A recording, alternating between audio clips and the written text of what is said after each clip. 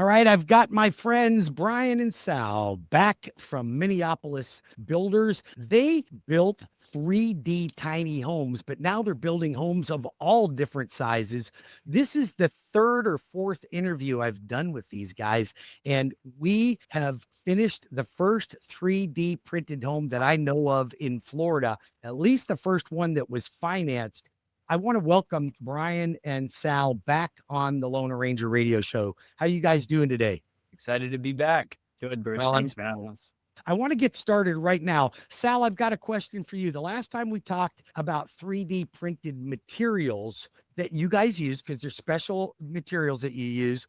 Looking ahead, are there any new materials or technology that you're exploring for future builds? Yeah, so we're actually breaking into the waterfront space. We're going to be having these homes elevated up on pilings and stilts here soon.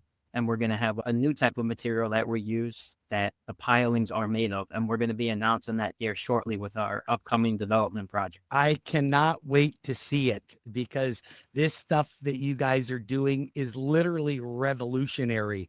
And then Brian is the founder of Minneapolis, and Sal really runs all of the sales and coordination. They've got a great team together. Brian, you mentioned construction timeframes before, and I'm really curious about this because I've got a couple of construction jobs where these people are using a builder they chose, and the build time is going way over. Has automation or technology like 3D printing evolved since the first home you built? And are they getting any faster? Yeah, a great example of that, Bruce. Once a customer goes through the pre-qualification process with you, the loan arranger, I think it's important for them to know that from the moment we get approved permits and we're ready to rock and roll, we're building faster than the county can inspect these homes. So you can build faster than the county can get somebody to drive out to your home and do the inspection. That's how fast we've built in the past, and we're excited about continuing to implement technology. So to answer your question,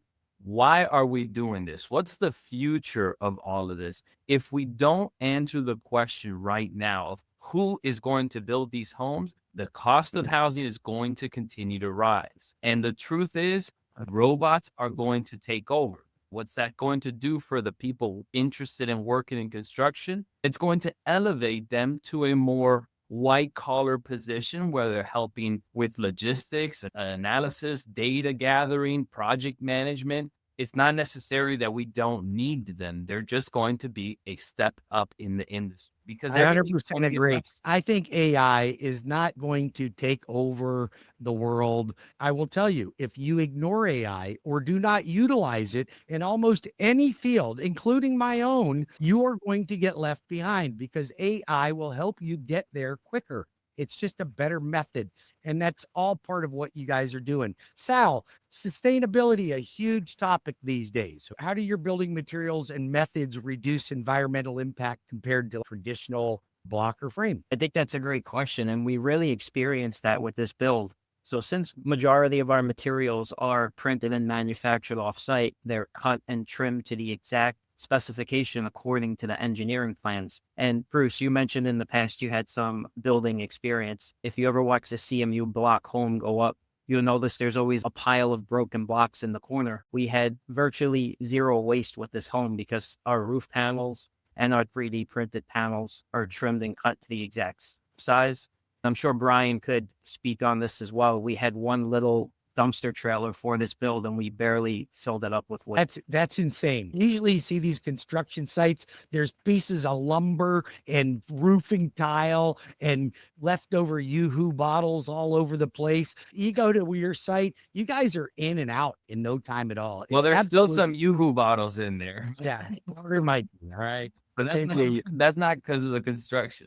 The most common misconceptions, Brian, that people may have about 3D printed type homes or alternative material? That it's just a test, that it's not strong enough, that it's not going to solve the problem to reduce the housing cost. And they're absolutely wrong. The material that we use, we tell the robot to print using that material. It's not like the robot created that material. We designed it to make sure that it withstands Florida building code requirements. So that's important. the speed in which we do it, the quality of which we do it, all that ties into the overall project that makes it higher quality. Assure people listening to my show that this particular product and the methodology behind the way that Miniopolis is building these homes is much stronger than any block home. It's better, it's stronger, it's better insulated. Most homes compromised by a storm generally happen from the roof, and the roof is the weakest point. And we talked about this in one of the earlier shows. If you are interested in watching all of these episodes on Miniopolis homes, the process, I have a video showing how the homes are built. So go to my website at webringyouhome.com or go to my YouTube page, Bruce Woodburn, the Lone Arranger. Write that down. Bruce Woodburn, the Lone Arranger. They can remember that, right, Brian?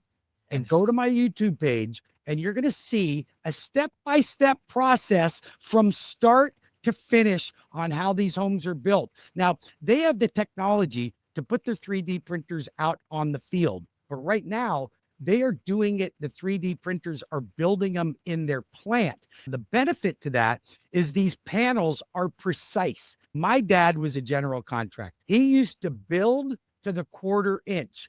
You know what the general builders build? They're hopeful they can get within an inch. Okay.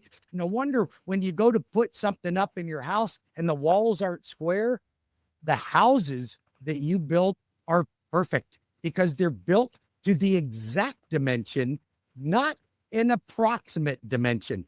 They have to be, because once that slab is poured, everything has to fit. If it's not built right, it doesn't fit. There's no way to fudge it and get the block layer to go, just add an extra 1/8 inch, extra 1/4 inch in here. These guys build this home and it is perfect, absolutely perfect.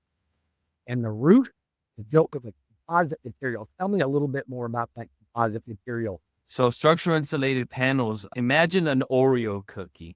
You've got that top cookie layer, the bottom cookie layer, and right in the middle, you've got that nice juicy filling. For us, that juicy filling is insulation. The top skin and the bottom skin, that's the structural component. We compress 5 different trades into one structural product, and that's what we use for our roof panels. The way it's attached to the home is screwed in with very long screws with very short separations. And to keep it simple, like you mentioned earlier, yes, CMU blocks homes have proven the test of time, but you know what hasn't? It's the roof trusses that go on every single home you see. That is the weakest point. That is the problem. And that's what needs addressing in our new innovative building methods. Well, listen, again, I want to thank both Sal and Brian.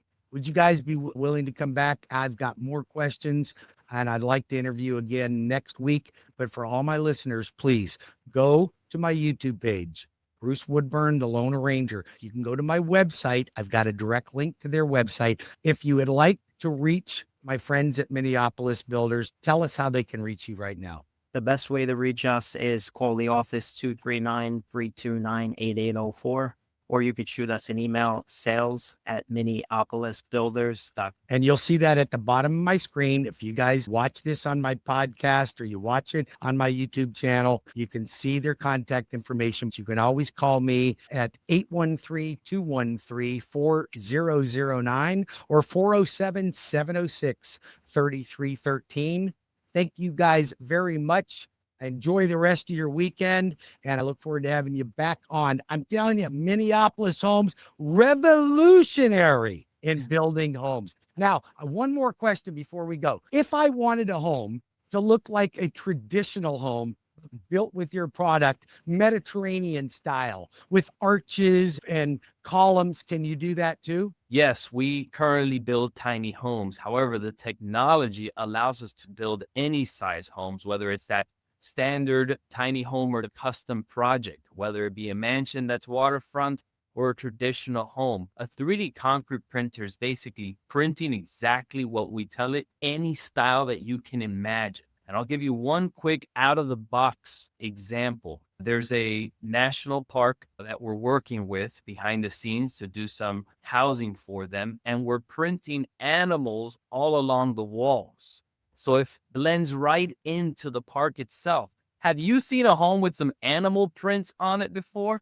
Now, it's got to be a first one for me, buddy. You guys are unbelievable. I love it. The ability to do whatever they want because they're printing it. They can make it whatever you want. You want an upside down house? They'll make you an upside down house. It doesn't really matter. You tell them what you want. Go to webringyouhome.com and I'll connect you. You guys have a great weekend. Thanks for joining the Lone Ranger Show. Thank you, Bruce.